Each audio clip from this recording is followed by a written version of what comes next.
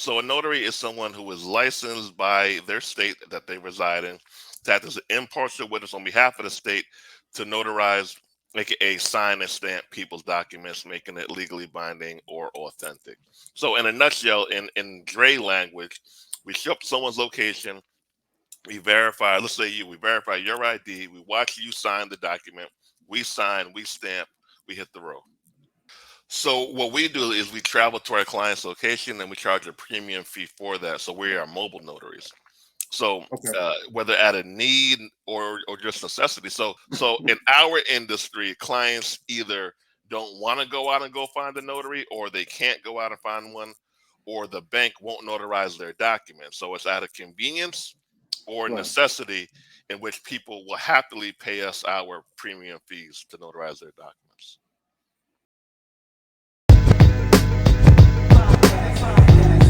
Malik's First Job Podcast, here to answer any questions that y'all ask. Financial literacy and resources. Parents and young people becoming bosses. CEOs, future leaders, entrepreneurs. Conferences and boardrooms getting sponsors secured. If you want generational wealth, Brooklyn's own Kerwin Phillip with information to help.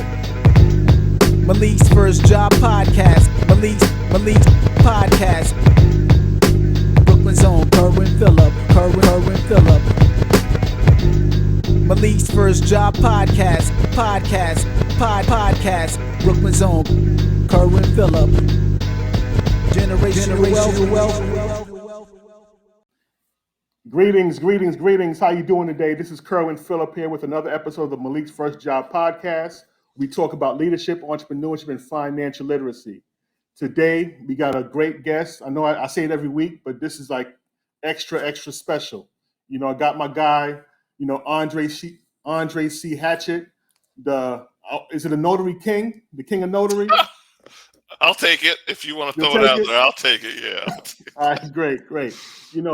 If you ever wanted to get into like the notary business and learn how you can leverage that, to make some money, this is the guy you need to talk to, right? So we're gonna have him talk about, how he got into the whole notary business and some of the advantages and disadvantages of the business and how you can really make some money from it. So let's go ahead and welcome Andre C. Hatchett to the Malik's First Job Podcast, man. Thank you for joining us today. It's a pleasure to be here, brother, man. I'm happy to be here. It's a pleasure and great Yes. seeing you last week at InvestFest. Yes. And first, let me say, man, I gotta extend a special thank you. Several years ago when I first launched the book, I was out there promoting it using some guerrilla marketing. I was reaching out to everybody on Facebook, LinkedIn, Instagram, and you were one of the first people who I reached out to who went ahead and supported the book. No questions asked, just went ahead and went and got yourself a copy, man. I thank you for that. I appreciate that. And let me talk about that for a second, because I remember, I didn't know that part of it, but I remember you reaching out to me and asked me if I could promote or buy them. I don't remember if you asked for the sale or to promote it, but people have become so arrogant with their business nowadays, they think they're too good to ask for the sale. Mm. We're in the prima donna age of you need to come to me, you need to fam, get out there, do what you did. Do what you did and get the sale. So I respect your tactics. Oh yeah, man. I think at that time, man, I was reaching out to everybody via DM. I was DMing everybody. Of course, some people bought it, some people didn't. It happens. So, Yeah. but it's like the law of averages, right? The more people that you reach out to, somebody's going to eventually purchase. Someone's right? going to buy it. Someone's going Yeah. to buy it. Yeah. Yeah, but you got to put the energy out there to make it happen. Mm-hmm. Right. So again, thanks again. So let's talk about the notary business, right? Okay. So for those that I guess live up under a rock and don't know what's going on, what exactly is a notary? So a notary is someone who is licensed by their state that they reside in to act as an impartial witness on behalf of the state to notarize, aka sign and stamp people's documents, making it legally binding or authentic. So in a nutshell, in Dre language, we show up to someone's location, we verify, let's say we verify your ID, we watch you sign the document, we sign, we stamp, we hit the road. Right. And now you can go do what you got to do. Right. So most of the time you'll see like notaries at banks, and other, like I guess at the post office, do they notarize documents at the post office as well? Some post office, mostly banks, a pharmacy, sometimes a law office building, yeah, stuff like that. Right, right. So, me myself, I know several people who notarize documents, right? Hmm. But most of the time, like when I actually get a document notarized, they don't charge me. They say, "Oh, I'll just do it, on the humble or whatever." So, how do you formulate a business around, notarizing documents? So what we do is we travel to our client's location and we charge a premium fee for that. So we are mobile notaries. So Okay. whether at a need or just necessity. So you go to InvestFest. You've been every year, right? So you buy the Right, ticket, you pay for airfare, hotel or Airbnb, and you out, right? So you see the value in going. right, There are some people who won't go and they won't even buy the live stream. They're like, I can watch it on YouTube. That's cool. So in our industry, clients either don't want to go out and go find a notary, or they can't go out and find one, or the bank won't notarize their documents. So it's out of convenience or right. necessity in which people will happily pay us our premium fees to notarize their documents. All right. So I guess, so again, it's a service of convenience for them to Yep. come when you come to them Bingo. and you just sign off or approve signatures on legitimized signatures on documents, That's it. right? That's it. One on Wow, one. Perfect. wow, wow. So for someone who's like into that, I guess as a mobile notary, like what's like the average income a person can earn from that type of career? Yes, yeah. So for people who take it semi seriously, they're looking at about $500 a week, 2 grand a month this year. So it could be a little lower, a little higher. For the higher Okay. end of people who I know or either friends with or trained, they're at 8, 9, 10, maybe even 12 grand a month. For Wow. people who go in on it a little bit further, yeah. But the majority of the people I know, they're somewhere between that $3,000 to $6,000 a month mark. Oh wow, wow, Hmm. wow. And so is there like an age requirement for you to be like a notary to get into the business? Over 18, I don't think it's 21 in any state. I could be wrong about that, but 18 plus, uh, have to be a citizen or be born here. You Okay. can get it with a criminal record, sometimes depending on the record. Hmm. Depends on the seriousness of the conviction, how long ago it was. But even if you can't, one of the great things about it is you can still own the company and have people work for you. So if you Oh can get wow. your phone to ring, uh, Hmm.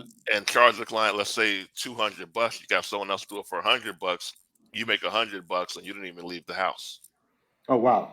Wow. Wow. Yeah, Okay. So you can really form like a business yeah, out of being a notary. yeah, yeah. It's called a notary signing agency. So it's self-employed where you do the job yourself, or a notary signing agency where you hire people to work for you. So either way makes money, either way is profitable. It's just which one works for you the best. Wow. Wow. So how were you introduced to this particular business? Yeah, so damn, I'm going back now. My man Ricky Salmon, this was over 16 years ago or so.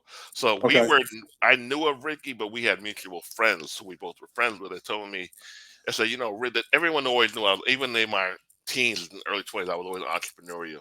So people Hmm. would always just talk to me about business and real estate and stuff. So they said, Ricky shows up somewhere, he makes $35, $125.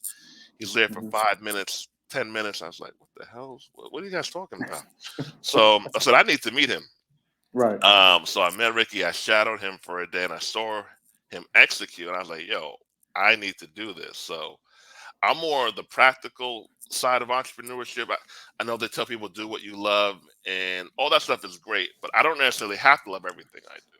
I just need Right. it. I just need to like it enough and for me to be good at it. So I saw a clear path. I was like, yo, I can do this. I didn't have a degree at the time. I just wasn't really good at school, but I was always ambitious. So I said, okay, this works. I could show up here and make 200, 100, or $80. And if I don't Uh-huh. show up, I gotta have someone else do it for me. Perfect. And that was it. Wow. Wow. Wow. So how long have you been in the notary business? Uh, 16. Wow, it's gonna be 17 years this month. Wow. Seven, yeah, yeah. I'm 41 now. I started when I was 24 ish, 23, 24 ish. Yeah. Okay. Okay. Okay. So did you jump out the gate, making like the big cash or What So was the I process for you to build your business? yeah, so I was fortunate because I had him. So he was already running. He had too much. He had too much work. So Okay. he was happy to throw some work my way. So the day I got my stamp in my hand, I made $47 in under 20 minutes, and I was elated, elated. I still remember the day. So I worked all day. I worked with special needs children at the time as my career, and it was Mhm. very very rewarding work. But it was 15, maybe 18 an hour at my max. Yeah, 18 an hour at my max, 1860. Okay. And for me to work 100, to me to work 6, 7, 8 hours and make $100, and for me to make $47 being my own boss in 20 minutes, it was over. Right. I was in there. So yeah, yeah, that's what it was. So I was able to get work from him, and I was on it. So after work, if I didn't have any notary jobs, I would sit at work on the Mhm. computer and just market the heck out of my company. I bought postcards and mailed them out and dropped them off, like you did, but put it under people's doorsteps. Well, it wasn't DM at the time, but I was on the guerrilla marketing grind. So Yeah. I was able to make $300 to $500 a day, at least three to Wow. four days a week before I left the full time workforce. Oh wow. Wow. Wow. Wow.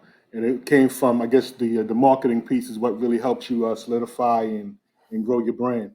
Yeah, yeah, the marketing piece, and one of the services that I performed a lot then was loan closing. So if you're buying a house or refinancing a house or selling a house, a lot of times a notary is involved with that process. Hmm. So once I got into that market, and here's the great thing about this business is once you do a good job, a lot of these companies will happily hire you again. They're happy Right. because they don't want to go out looking for other people. It's sensitive information, and they want to hire who's good. So once I got in good with some companies, I was in there. They would call me damn near every day. Wow. Wow. And I understand that there's like different like avenues that you can Yeah, take with this business as well. It's not just, let's say, loan closings. There's other ways you can market your business or other ways you can make money. Can you speak about that as well? yeah. So some of the other ways, so they call it general notary services. I call it specialized. So that's when you work with the public, predominantly with the public. So you have people in nursing homes, law firms that need stuff notarized, and just everyday people. Uh, we notarize wills, power of attorneys, affidavits, car titles, living trust, and all that good stuff. Right. Charge low end. I don't charge this anymore, but $80, higher end 250, 350 per appointment. You have fingerprinting services where if someone's going for a job or need to get a license renewed, they need to Right. get their fingerprints updated. We go there and knock that out. Low end 125, 150, higher end, a couple $1,000 if a client needs a bunch of stuff done. We've done like companies similar to IBM, Goldman Sachs, who need us to come there and fingerprint 10, 12 people at 175 a pop. Right. Apostille processing is when someone needs a document for foreign use, for use in a foreign country. So we authenticate that. There's a lot of money to make, man. There's so there's so Yeah. many one of the things is there's so many avenues to do. People get confused because they don't know what to do because there's so many ways to make money. And having Right. a lot of services isn't always the best way, especially if someone's unorganized. All you need is two or three to rock out with, and you go all in on those, and you got money coming Yeah. But matter of fact, can you speak on that? Because oftentimes, you hear people say, well, you need 7 streams of income, right? in. And people become jacks of all trades or Jills of Master all of none. trades, and they're Yeah. trying to go down different avenues. What's the benefit, or do you think there is a benefit in kind of just focusing in, or just locking in on one specialization? It's way easier to make money doing less stuff. I tried it. And, Hmm. and the 7 streams, it's not 7 self-employed streams. So Okay. I'm a notary today. Let's say I wasn't a notary, right? I'd probably be a home inspector or a home appraiser. Those things work my personality type. Uh, Okay. I don't have to be all of those three things myself. All right. Right. So 1 hour is a notary appointment, 1 day is a home inspector, 1 hour is an appraisal.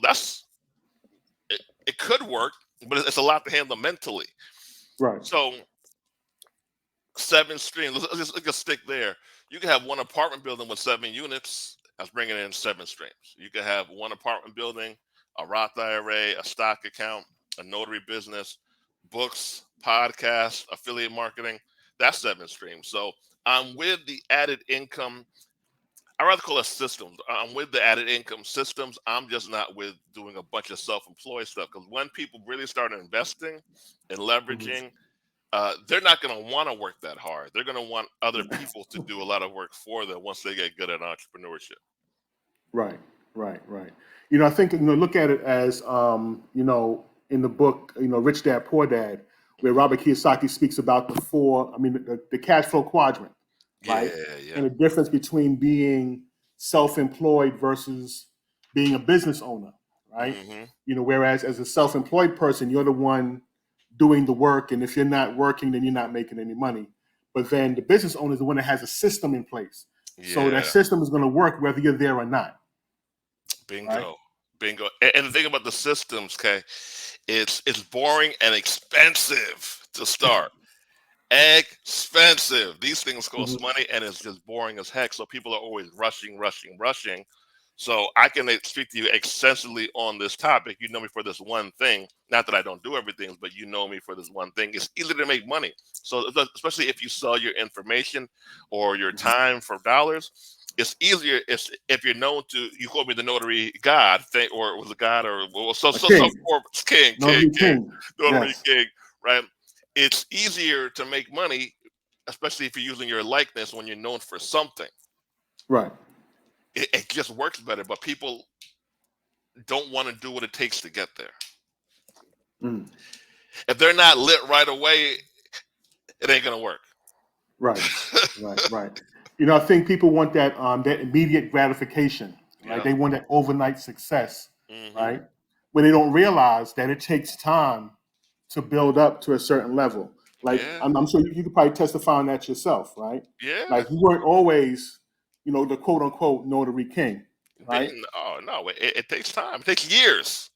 Yeah. So how long did it take for you to get to that point where you're like, you know what? I'm finally over the hump. So for me, it uh, when I first started the business, I was working full time, Hmm. 15 to 18 an hour. Let's just say 30, 40-ish a grand a year or so. Uh, Once I had enough money coming in to replace my income on a consistent basis, I said I'm out. So it wasn't Okay. too. I was in a good position because I wasn't making too much of a money. You know what's tough? When you're making 90, 120, 150, when you're higher income at the 9 to 5, it's tricky, because are you going to leave that? Because that's high income. Hmm. For me, I didn't make that kind of money, so it was easy for me to split. So once I was making that, I already owned 2 properties. Uh, and I had enough consistent work. Now, the first time I left the workforce, damn, going back 2008, 2007 ish, it was the financial collapse of the world. So Hmm. I was on a high, doing good, a few hundred bucks a day, maybe even $800 some days out the week, and everything shut down. It was shut down. Like I went Right. from 6, 7 jobs a day to 1 or 2 jobs every other day. So I was like, oh man, this Wow. ain't gonna work. I had a girl at the time and she had a child. So I went back to the same job that I had Hmm. after that. Then I went back to that job for about 8 months. So I've been going ever since then. That was 27. So I've been job free for about 13-ish plus years. So Yeah. when people ask me when should they leave the job, when can they leave the job, that's a totally individual question. That's Yeah. based on your life. I'm not one of the entrepreneurs on the internet who job shames. I think it's very rude, to be honest with you, and Right. it's very insensitive, because you probably have employees, or you're going to need employees, and you're job shaming, and life could change up. I might be the IT guy in two Yeah. years or a cybersecurity guy, right?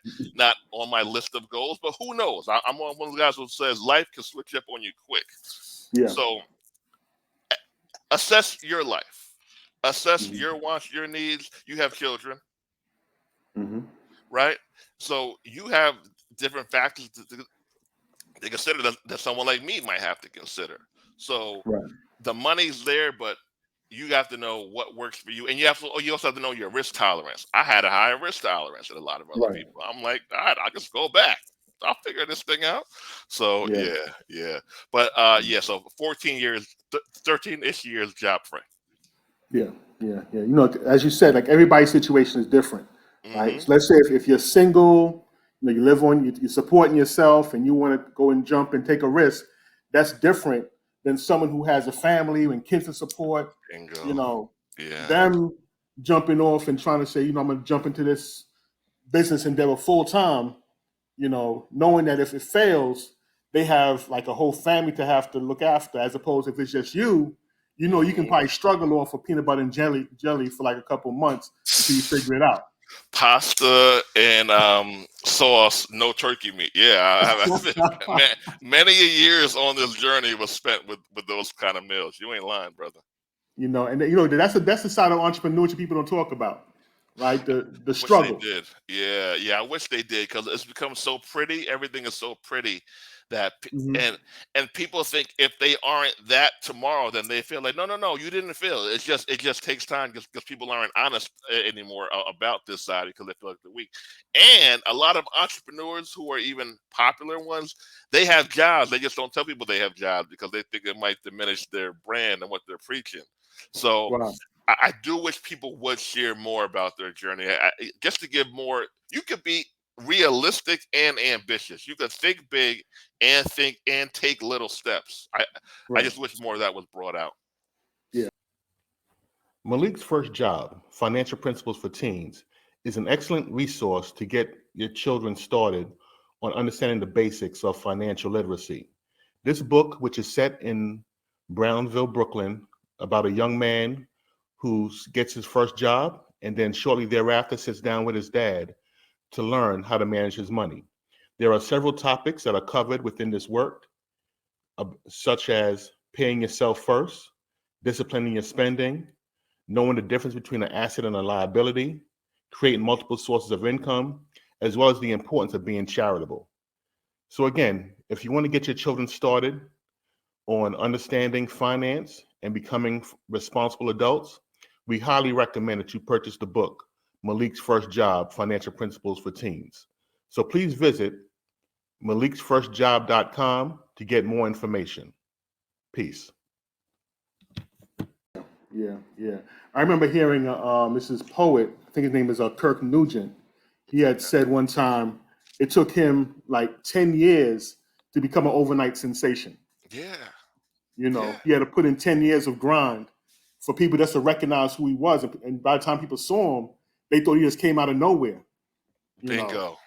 Not Bingo. knowing that there's 10 years prior, 10 years of history of the bumps, the bruises, the triumphs, the failures that took place for him to get to where he is. And Hmm. as we just both said, that oftentimes that part isn't often spoken about. Church. you know. And also in the same sense, like we speak about the notary business, why isn't the monetary or the profitable side of notary, why isn't that often promoted? Because again, when I think about a notary, I think about going to the bank, getting something done for free, or maybe getting done for like $5. Yeah, so a lot of people just don't know. A lot of people don't know, and a lot of people they're going to hear me talking about these numbers, and they're going to say, "Well, I would never pay that," so they think that somebody else wouldn't pay them. That's Right. the toughest part to get people, even people who pay me, who enroll, and they say, "Well, Dre, I don't know because I wouldn't do it." You aren't your customer for every business. The same analogy Right. that I use for InvestFest. Some people like us happily go every year. Some people would Hmm. never go. They would say, "Man, I'm going to watch this on YouTube." And no one's right or wrong. It's just what works for you, what works Right. for your situation. So that's the toughest part. And then the people who hear me, they hear interview, YouTube, or podcast, and they say, "Well, I spoke to my aunt. It's always an aunt or a cousin. I don't know why. That's always an aunt or a cousin, and they said that it's oversaturated. It won't work." And I said, "Like, Hmm. are they a business owner? Are they making money?" But once you show up someone's house and they give you 80, $150, and you leave it 10 minutes later, 20 Yeah. minutes later, your whole perception is going to change on money. So there are people who just don't know, and then there are people who assume that people won't pay them, and Right.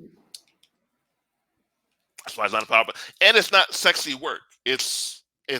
not flashy work. It's literally I'm there with a briefcase, a bag, my stamp, fingerprint Hmm. card sometimes.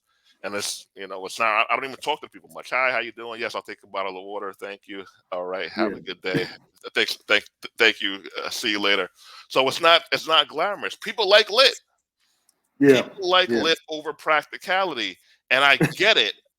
I just try to get the. I was like, I say, yo, like if you need money, do needed stuff. You can live a cool life Mm-hmm. on the back end. But if you need money, just do something needed. And if it's not notary, like I said earlier, home inspection, appraisal, a cleaning company. But the Mm-hmm. cool thing isn't always the profitable thing. Right, right. Or maybe if he showed up to the house in a shiny suit, you know, then it may be more glamorous. Do some It like might some be. video Yeah. I with the thought slow about that. motion. The slow motion gets you. With a shiny suit on it and the gold briefcase opening up and all that, and it may become Good more idea. glamorous. Yeah, You know. good idea. Yeah. So yeah. So real quick. So I know that we met. I guess of course like the initial meeting, not really face to face, was done through Instagram, Yep. but we met face to face the first year of InvestFest, right? And InvestFest has become like a whole big phenomenon, right? It grew from the first year, like this year was like the third year. Year one, they had about maybe like 5,000 people or so. Yeah, I think it was 4,000. Year two was about 10 to 15,000. Yep. Then this year three, over 20,000 people. Yeah, a firm 20,000 too. That number's not exaggerated. Yeah. There are people there every day that I didn't see. I'm like, you were there? Yeah. So what are your thoughts on InvestFest itself, like, and the whole phenomenon of a financial literacy, this whole financial literacy movement? I love InvestFest. I personally know the Earn Your Leisure guys. We aren't like buddy, tight, cool, but we Yeah. mutual respect for each other. Always show each other love. Shout out to them. And InvestFest itself is fire, dude. It's fire. Yeah. And I saw some people giving a critique. Is it a Oh yeah, perfect that was event? funny. It's hilarious. Is it a perfect event? No, it's not a perfect event.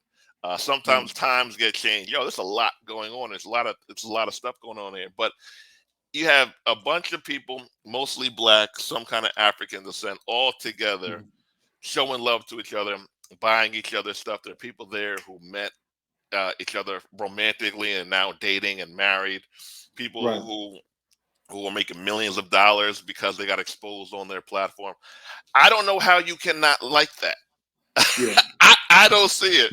You know what it is? They do fly stuff.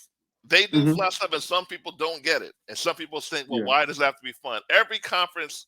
So financial literacy, the reason why I even got on the internet at the time I did back in the day was because I didn't see a lot of black men just talking who weren't rappers or actors, to be honest with you. Right.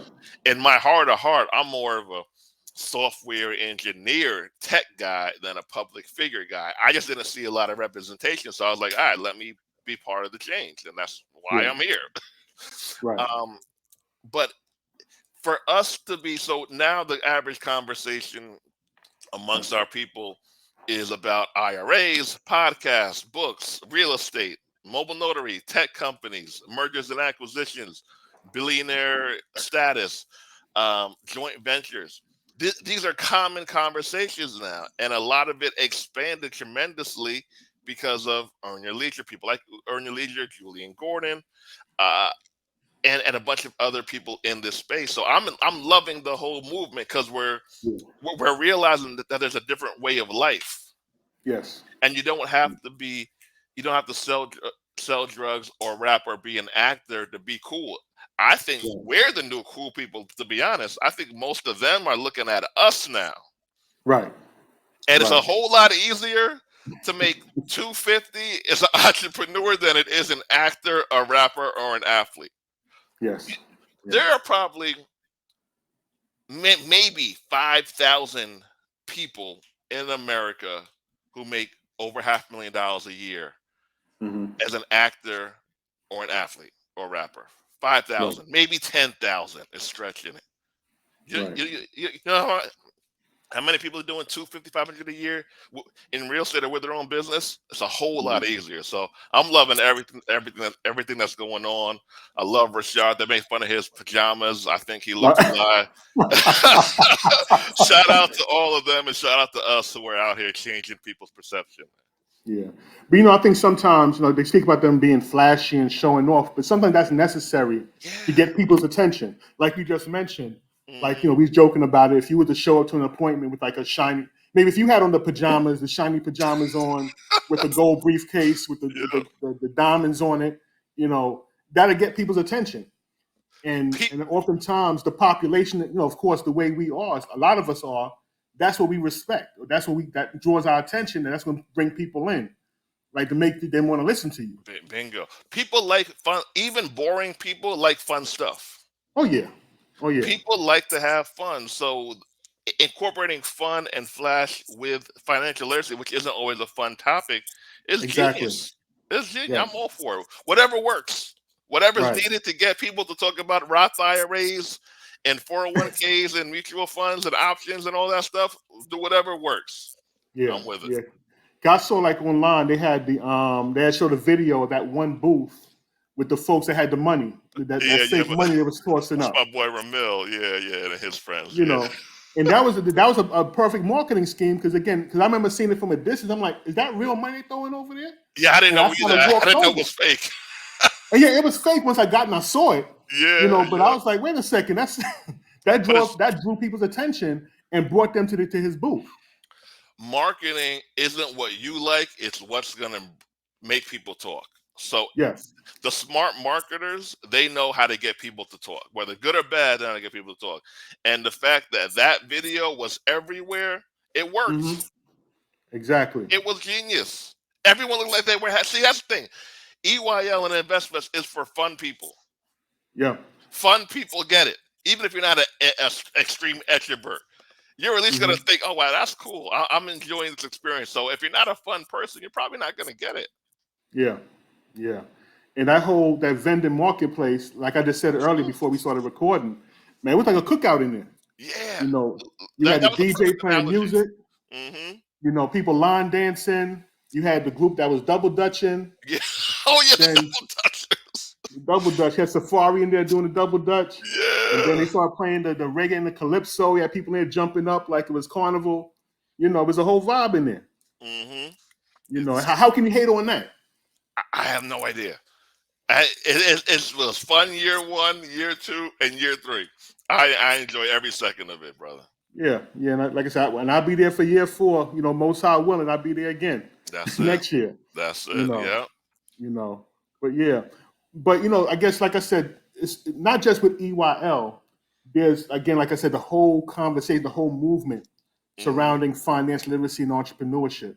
You know, what do you think is next for us as we venture into this particular lane? It's still relatively new. Us being in this space, right? Because 10 years ago, this wasn't a thing. 7-ish years ago, it started to become a thing. Right. Um, I think we're going to see more joint ventures. I think Okay. that's next. Uh, so I'm using Julian as a reference because he's very popular, and I've worked with him a bunch of times. So he's a Hmm. great example. Right. Him and his comrades created a tiny home village. Okay. Tiny home village. So it's fly. It's really fly. They created one, and they're working on the second and third, and they raised a bunch of money to go build out the next phase and to invest in the actual company. I think we're going to see more big joint ventures. I think that's the next thing. Right. Okay. Joint ventures, like collaborations, which is Yeah. very important. It's Yep. very important. I think I've heard several people speak about that. Like that's the next stage for us to grow. I think It's so. for us to kind of work together. Yeah. Yeah. I You think know. that's needed. I think it's gonna happen sooner than later too. Yes, yes, yes. And I could even kind of tie back to the whole InvestFest experience, being in that vendor marketplace. I've built so many different relationships from people I've met Yeah. there, you know, that, me and people continue to work to this day. Bingo. Doc Fuller, he has the whole financial literacy platform for kids. Hmm. We've done some stuff together. See So that? sister, out of Jersey, we've done some things. Like we've met. We're here on the Bingo. podcast talking. All Hmm. this stuff came out of this one conference. You Yeah. know, Yeah. And you know. and people will have conversations with people in person that they wouldn't have online. Yes, yes, I don't know if it's right or it's wrong. And most people won't say that publicly, but once you meet someone in person, it's different because even maybe some of the people who you might have hit up on DM, well, I might have hit up on DM. they get hit Hmm. up a lot. So it Yeah, might not be them being rude. They just might have missed it. But yeah. in person, you get to feel a person's energy. It's a whole different experience. So I'm a firm believer in going to paid conferences. A firm Oh believer. yeah. So you can meet quality people. Yes, yes, yes. And I remember, when I first put the book out, like I said, I was doing all this online marketing, and it was like right in the middle of the pandemic.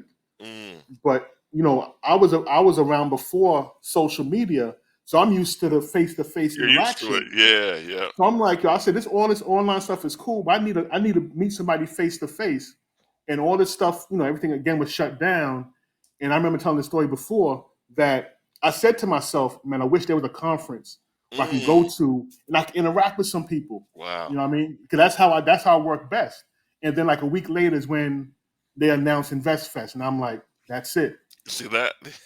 that's it. It was it was destined to be Yeah, yeah, yeah. Because again, social media is cool, and I think a lot of people rely too heavily on big social time. media. Big time. I said the other day, man, I want to order a box of my books and go to the mall and go sell my books. Oh, I want to go.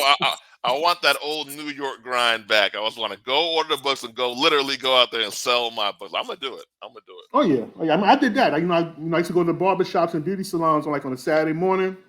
Had my duffel bag, and I had the books in my bag, and I was Yeah. did that for a couple weekends. Hmm. And that's how you reach the people. That's how you reach the people, and a lot of people don't know that books are profitable. Yeah. Books have a high ROI, so Hmm. it's not just selling a book, for the transformation, which is important. But books can bring us some money. Yeah. Yeah. And it opens up doors as well. Bingo.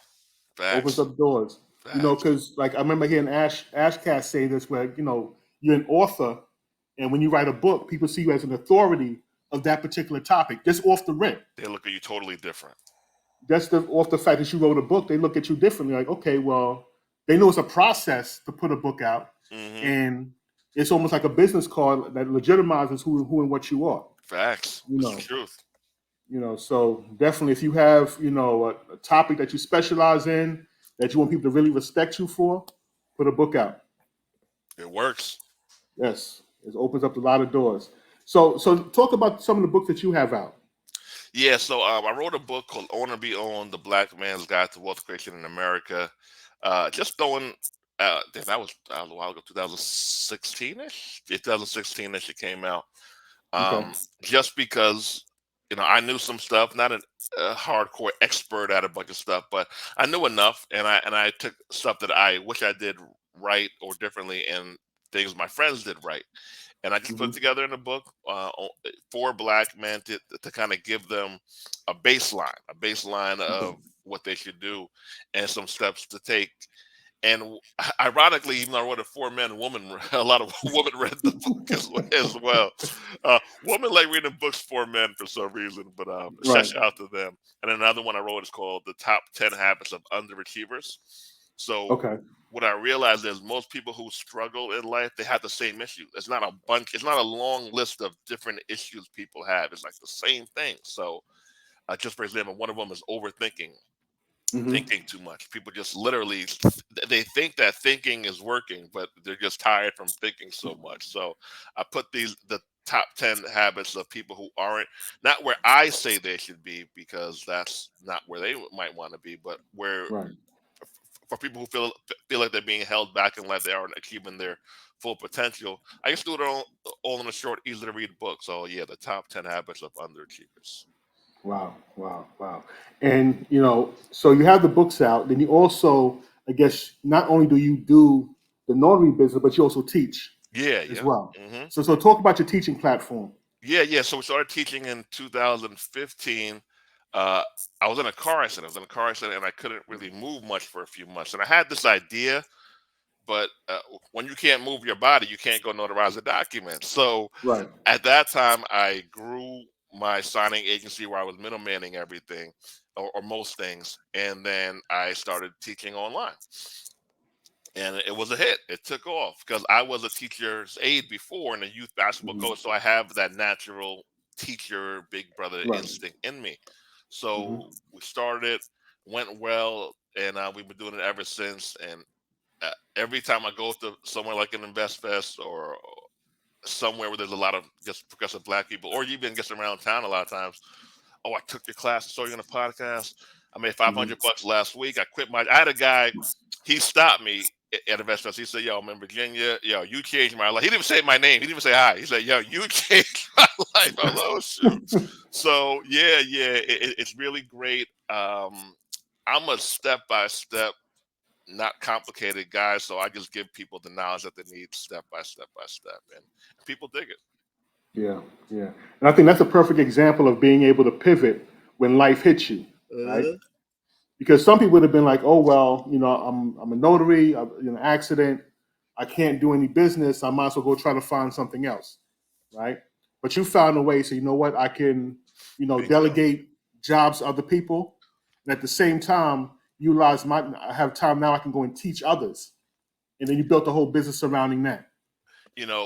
People need to pivot sometimes in life, but what they do too quickly sometimes is they pivot to a different industry instead of pivoting within the industry, which I think is more profitable if they just say, okay, all right, this isn't working right now, but can I stay here and just go a little more depth with that thing? It tends to work better, and it's easier to do. It just takes a different part of your brain to do it. So that's what I did, and here we are. Yeah, that's what's up. So for people that want to, I guess, get involved in the business and learn more, how they can get involved in the in the notary business, right? We're going to provide a link for them below. Yes, yeah. Click the link below. It's going to be the cheapest price that you guys will ever find it. So click beneath, join the program.